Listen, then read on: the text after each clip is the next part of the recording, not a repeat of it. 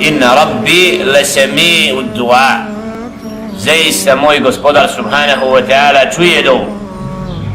Znači Allah dželle šanuhu od iskrenih robova koji mu se iskreno obraćaju prima dove. Ovdje primjer Allahova roba i poslanika Ibrahima alejhi salatu wassalam, kada se obraća stvoritelju subhanahu wa ta'ala u starosti da mu dadne porod, pa mu dželle šanuhu udovolio. To je od znakova da Allah subhanahu wa ta'ala istina. Jer kad se obraćamo stvoritelju subhanahu wa ta'ala i onda poslije toga imamo plodove te dove, to je dokaz o istinitosti stvoritelja subhanahu wa ta'ala kome se obraćamo. Inna rabbi lesemi'u du'a, zaista je Allah subhanahu, moj gospodar, taj koji čuje dovu.